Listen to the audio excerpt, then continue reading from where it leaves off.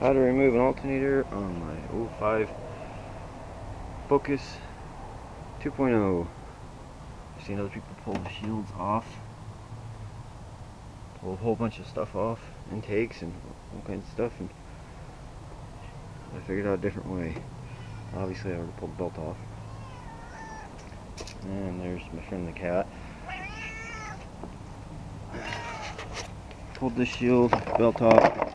Shield comes off with just two bolts. There's one still in it, the other one up front, under the fender.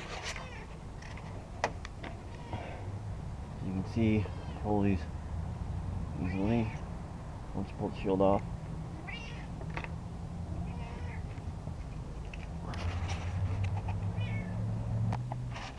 Once you get the shield off, the tensioner is what holds the belt on, not the cat. If you have one like this, then you take your wrench, apply it on, and pull it backwards away from the tension of the bolt to release it from the belt. Then to get the alternator off, you have to get past the tensioner, so you pull it off, at least mine with two bolts. And then when it's time to pull the alternator off, in order to get in past the long extension axle, sleeve axle, and the steering rack, I'm going to disconnect the lower mount.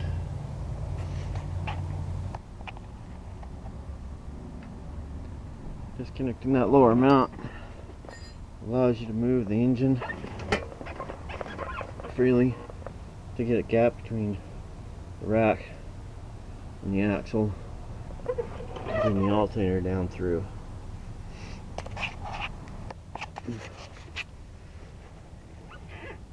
I'm going to remove the plastic shield.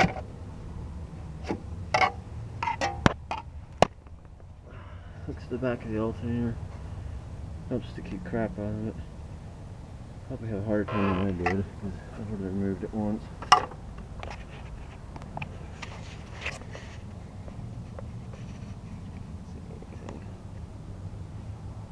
Oh, there it is. I love the alternator way back up there.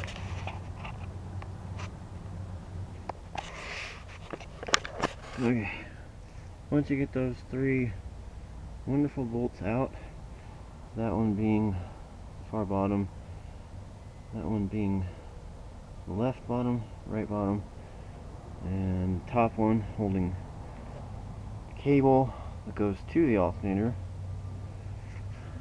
Then you get an alternator repositioned. And you see the plastic cover has a bolt on the back. Gotta undo that to get to the remaining clip cable. I'll show you that after I get that cover off. Okay, forward putting this. One bolt, one annoying dust cover, water reflective cover, necessary to keep the water out because the alternator is so close to the bottom, the tires just throw it right up on it and your travel and all that. And the back side of here is the solid positive, and there's the quick disconnect wire cable. Pull the solid positive off before you unbolt it. Get it out of the way, makes it easier to unbolt the alternator, and then pull the clip off after. You can't do that without breaking something until you pull that dust shield off. I have the alternator completely disconnected. However, for a little bit more room to get the alternator past the axle and the steering rack, I'm going to pull this extension off for the pause cable. And that little cap just comes off.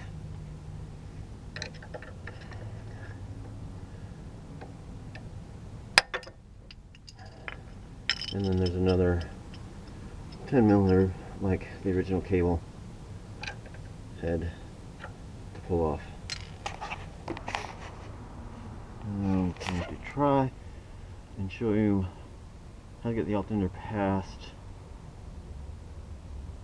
the engine with this camera shot, but I don't think I'm going to get the right angle. Okay, maneuvering the engine aside just a little bit, getting the alternator down here on this heat shield and steering rack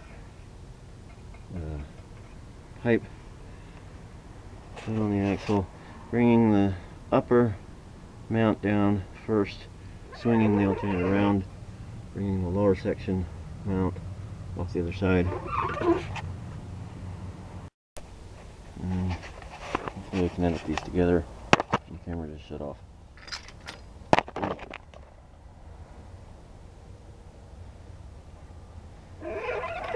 Elbowing the motor, giving myself some gap space, working the alternator down.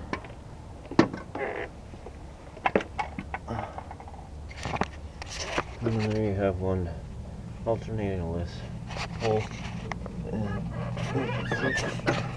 And in better daylight, wiring harness is just a single push clip right there with this flathead screwdriver. Don't hang the alternator off the clip, as it won't release the clip even with the screwdriver. So you gotta have that cable loose in order to get the cable, the connector detached.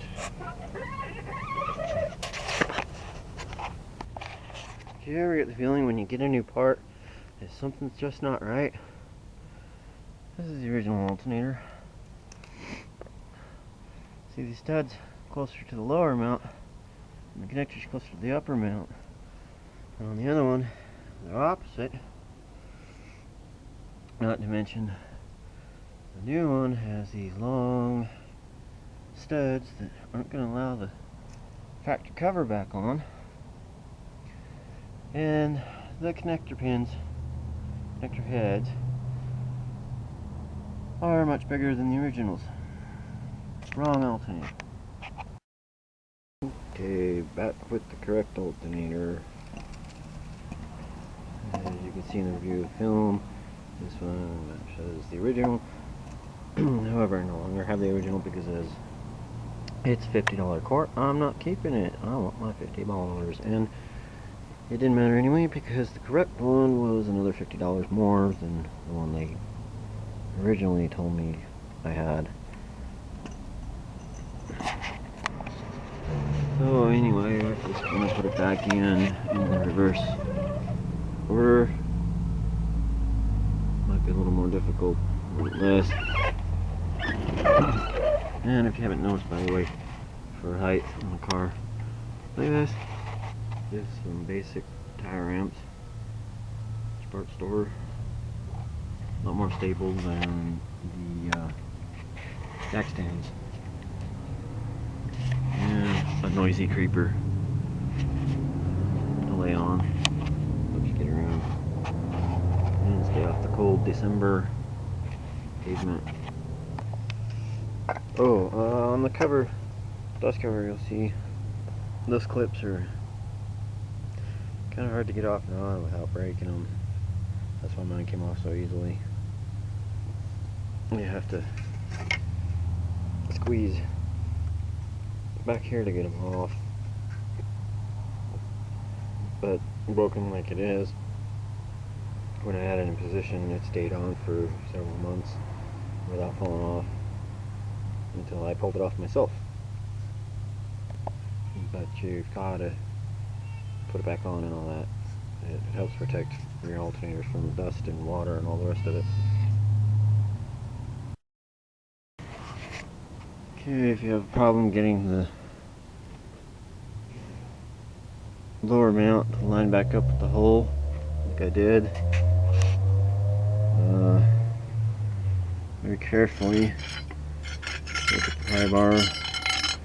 Remember to turn the hook away from the engine, because as you're prying, it'll puncture the case. Carefully work it up in between the axle and the motor, and wiggle it back and forth. And the mount itself is pretty flexible, so you move the motor and the mount a little bit to get your final alignment to get it back on.